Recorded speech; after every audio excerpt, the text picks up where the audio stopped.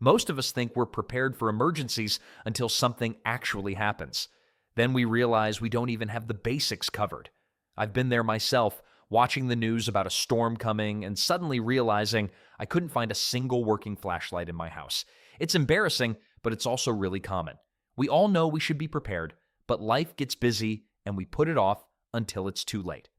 So today, I want to talk about the stuff you actually need when things go wrong. Not the fancy survival gear that costs a fortune and sits in a closet forever, but the practical items that make a real difference when the power goes out or you can't get to the store for a few days. This isn't about preparing for the end of the world. It's about being ready for the stuff that actually happens to regular people, like power outages, storms, and supply chain problems. Let's start with water, because it's literally the most important thing your body needs. You can go weeks without food if you have to, but only a few days without water. Everyone knows you need water in an emergency, but here's what most people get wrong. They buy a case of bottled water, stick it in the garage, and think they're done. That case might last your family 2 days if you're lucky, and that's assuming you're only drinking it and not using it for anything else. The general rule is 1 gallon per person per day, and that's just for drinking and basic hygiene. So a family of 4 needs at least 12 gallons for a 3-day emergency, and that's really the bare minimum. If it's hot outside or people are doing physical work, you'll need more. That's a lot of bottles taking up space in your house. But here's a smarter approach. Store water in larger containers, the kind you can get at camping stores or even just clean juice containers you save and refill. And here's the key part. Have a way to purify more water if you need it. Water purification tablets are tiny and cheap, but they can turn questionable water into safe drinking water. If your tap water gets contaminated or you need to use water from other sources like a pool or stream, these tablets can be lifesavers. They're small enough that you can keep them in multiple places and they last for years without going bad. You should also know that you can use regular household bleach to purify water in an emergency. Just a few drops per gallon. Let it sit for 30 minutes and you've got drinkable water. This is really useful knowledge that might save your life someday. Of course, it has to be plain, unscented bleach with nothing else added to it. Now, let's talk about food, and I'm going to tell you something that might surprise you. The best emergency food isn't those fancy, freeze-dried camping meals that cost $20 a pouch. It's the boring stuff you probably already eat and can get at any grocery store. Rice, beans, pasta, canned goods, peanut butter, oatmeal, things that last a long time, don't need refrigeration, and don't require complicated preparation. Rice is absolutely amazing for emergencies. A big bag is cheap, usually just a few dollars for enough to feed a family for weeks. It fills you up, gives you energy, and it lasts forever if you store it right. White rice can last 30 years in proper storage conditions. Brown rice is healthier when you're eating normally because it has more nutrients and fiber, but it goes bad faster because of the oils in it. For long-term emergency storage, white rice is definitely better. Dried beans are perfect partners for rice. When you eat them together, they give you complete protein, which means you're getting all the essential amino acids your body needs to function. Beans last practically forever when stored dry in airtight containers. You can get a huge bag for just a few dollars, and it'll feed your family for weeks if needed. Black beans, pinto beans, kidney beans, lentils, they're all good options, and they each taste a little different, so you don't get bored. Canned goods are your friends in an emergency. Vegetables, fruits, soups, chili, tuna, chicken, Spam, whatever your family will actually eat. They're already cooked, they last for years, and you can eat them cold straight out of the can if you absolutely have to. That's a huge advantage when you don't have power or fuel to cook with. Stock up on things your family actually likes eating. There's no point having 50 cans of something nobody wants to eat because when you're stressed and hungry, you're not going to force down food you hate. Pay attention to expiration dates, but also know that most canned goods are safe to eat well beyond those dates if the cans aren't damaged or bulging. Still, it's smart to rotate your stock, eating the older cans and replacing them with fresh ones so nothing sits there for 10 years. Here's something people forget all the time and then kick themselves for later. You can have 100 cans of food stacked up, but if you don't have a manual can opener, you're in real trouble. When the power's out, your electric can opener is just a useless hunk of metal and plastic. Get yourself a couple of good manual can openers.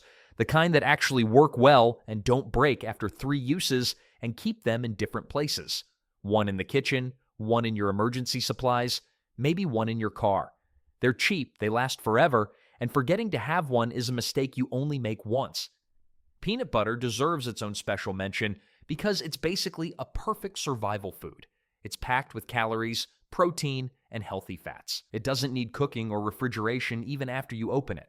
It lasts a long time, often years beyond the date on the jar. And here's the thing that really matters. It actually tastes good. When you're stressed and scared and everything feels wrong, having food that tastes familiar and satisfying makes a huge psychological difference.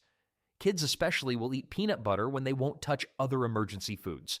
You can eat it straight from the jar, spread it on crackers, mix it with oatmeal, or use it in all kinds of ways. Don't forget about other nut butters too if people in your family have peanut allergies. Almond butter, sunflower seed butter. They work similarly. And while we're talking about protein, canned meats like tuna and chicken are lightweight, shelf-stable, and give you that protein your body needs. Protein powder is also worth considering because it's concentrated nutrition that takes up very little space. Dried fruits and nuts make excellent emergency food too. They're calorie-dense, nutritious, portable, and they last a long time when stored properly. Trail mix is basically designed to be emergency food. Crackers, granola bars, and other snack foods are good to have as well, though they don't last as long as other items. Let's move on to light and power, because when the electricity goes out, everything becomes 10 times harder in the dark. You need multiple light sources because batteries die, bulbs burn out, and things break at the worst possible times. LED flashlights are fantastic because they're bright, and the batteries last a really long time compared to old incandescent flashlights. Get several of them in different sizes. A big one for general use, smaller ones that are easy to carry, maybe a headlamp that leaves your hands free for working. Make sure you have extra batteries for all of them, and check those batteries once a year to make sure they haven't corroded or leaked. But don't stop there. Get some candles too, because candles don't need batteries and they'll work even if all your flashlights break. Just be really careful with them. Obviously, never leave them unattended, keep them away from anything flammable, and make sure kids and pets can't knock them over. Emergency candles that burn for a long time are better than birthday candles. You want something that'll give you hours of light, not just a few minutes. Keep matches and lighters stored safely as well. Waterproof matches are worth getting because regular matches are useless if they get wet. A couple of good lighters will start fires for cooking or light candles for years. Here's something a lot of people don't think about anymore.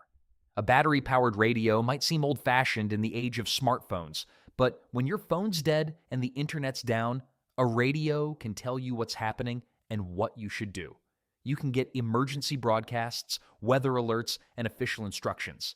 Get one that can receive NOAA weather radio frequencies because those are specifically for emergency information. Even better, get a radio with a hand crank or solar panel so you can charge it yourself if batteries run out. Some emergency radios also have USB ports so you can charge your phone from them if you crank them enough. It takes a lot of cranking, but in a real emergency, having any way to charge your phone could be critical. Speaking of batteries, stock up on them in the sizes your devices use. Check your flashlights, radios, and anything else that takes batteries, then buy extras of those specific sizes.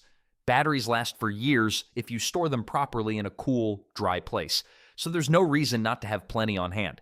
Keep them in their original packaging so you know which ones are which and how old they are.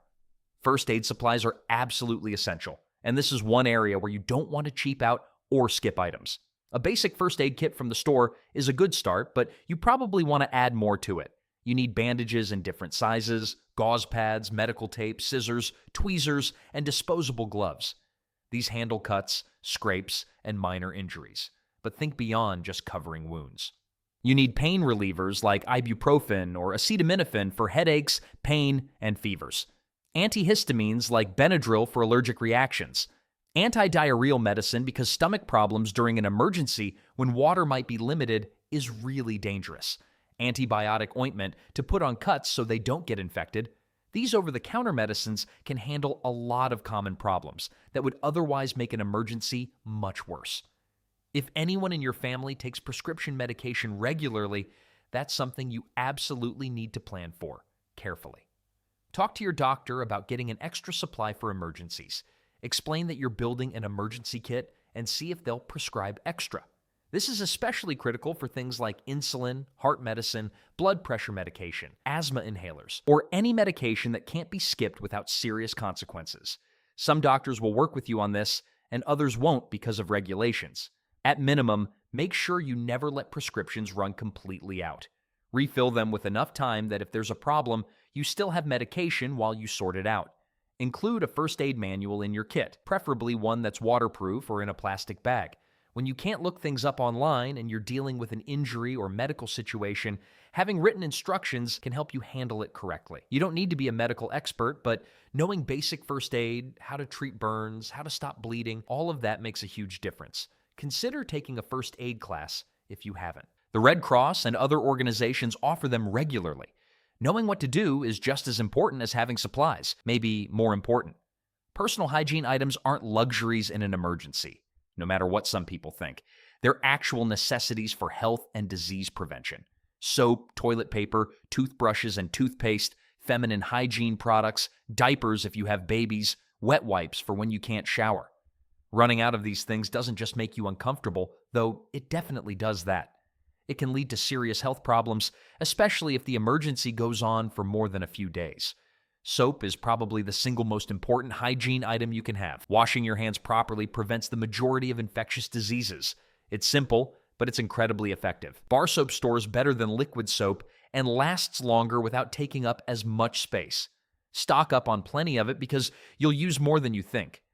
Toilet paper is something everyone jokes about after the pandemic shortages, but it's genuinely important for sanitation and comfort. Stock more than you think you need because it takes up space, but it's lightweight and cheap. If storage is an issue, you can remove the cardboard tubes and compress the rolls to save space. For families with women, feminine hygiene products are essential, and they're not something you can improvise easily. Stock up on what you normally use. Menstrual cups are also worth considering because they're reusable and last for years, which makes them ideal for long-term preparedness. Baby supplies if you have young children, diapers, wipes, formula, baby food. These are absolutely critical, and they're not optional or postponable. Babies can't wait or make do with less. Now here's something practical that people overlook until they need it. You need tools and supplies for basic repairs and protection. A good multi-tool or basic toolkit lets you make repairs, turn off utilities, or deal with problems when you can't just call someone to come fix things. Duct tape can fix almost anything temporarily. Broken window, leaking pipe, torn tarp, ripped clothing, makeshift bandages. The uses are endless. Get the good quality stuff, not the cheap kind that doesn't stick well. A couple of rolls don't take up much space, but they're incredibly versatile. Plastic sheeting or tarps can cover broken windows to keep weather out, create temporary shelter, collect rainwater, or seal off areas for various reasons. Get several in different sizes if you have room to store them. A basic toolkit with screwdrivers, pliers, wrenches, hammer, utility knife, and similar basics lets you handle minor repairs and adjustments. You don't need professional-grade tools, just functional ones that work. Rope or paracord is useful for securing things, creating shelter, hanging laundry to dry, and hundreds of other purposes. Get good quality rope that won't fall apart when you need it. Bleach is incredibly useful for sanitation, and it's cheap. You can use it to disinfect surfaces to prevent disease spread. You can use it to purify water in emergencies if you know the right ratios, which I mentioned earlier. You can use it to sanitize dishes and food prep areas. Just make sure you get unscented. Regular bleach because the scented stuff has additives that make it unsafe for some uses like water purification. And obviously, store it safely away from kids and pets because it's toxic. Let's talk about something most people don't think about until it's way too late. When the power goes out, so does your ability to pay for things electronically. Credit cards don't work if the machines are down. Debit cards are useless. ATMs don't work without power. Online banking is inaccessible if the internet's down. You need actual physical cash on hand, and you need it in small bills. Think about it logically. If you show up at a store during an emergency with a $100 bill, they probably can't make change, especially if their cash registers aren't working. You need ones, fives, tens, and 20s so you can pay the right amount without needing change. Having some quarters is useful too for vending machines or other coin-operated things that might still work. Keep some cash hidden safely at home, not just in your wallet where it could get lost or stolen. How much depends on your situation and what makes you comfortable, but having at least a few $100s in small bills gives you options when nothing else works. Some people keep 1,000 or more, others keep less. It's personal choice based on your risk tolerance and budget. Hide it well, but make sure family members know where it is in case something happens to you. Don't tell people outside your household that you keep cash at home because that's a security risk. Don't forget about your important documents. Keep copies of identification like driver's licenses and passports, insurance papers for home and car and health, medical records, prescriptions, bank account information, and contact lists in a waterproof container or bag. If you need to evacuate or your home gets damaged, having these documents can make recovery much easier and faster. Consider keeping digital copies on a USB drive as well, stored in a different location as backup. Scan everything and keep it organized so you can find what you need quickly. Cooking without power is something you should think about ahead of time and have a plan for. A camping stove with extra fuel canisters lets you cook food and boil water, which is important for purification and for making things like rice and pasta. Make sure you use camping stoves outdoors or in a very well-ventilated area because they produce carbon monoxide, which is deadly in enclosed spaces. If you have a fireplace or an outdoor grill, those can work for cooking too. But again, never use them indoors unless they're specifically designed for that with proper ventilation.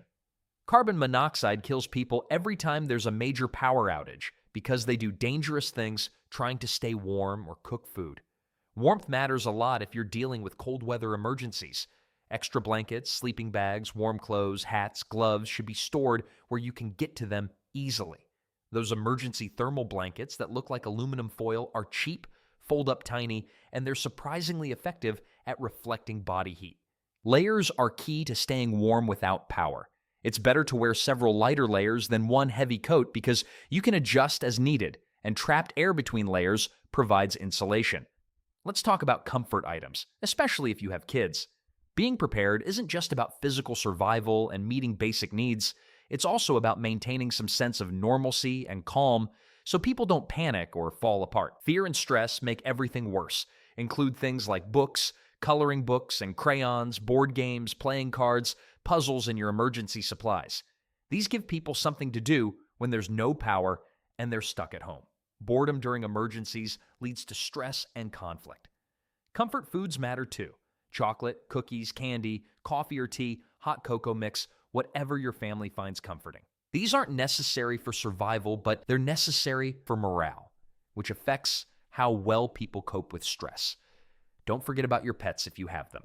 They need food, water, medications, and supplies just like people do. If you have to evacuate, you'll need carriers and leashes and supplies for them. Keep extra pet food stored and rotate it so it stays fresh. Make sure you have any medications your pets need. So start today. Start small if that's what works for you, but start. Get some water stored somewhere safe, buy some extra canned goods, and put them aside. Pick up a flashlight and extra batteries. Each small step makes you more prepared and more secure. You've got this. Just take that first step and keep going.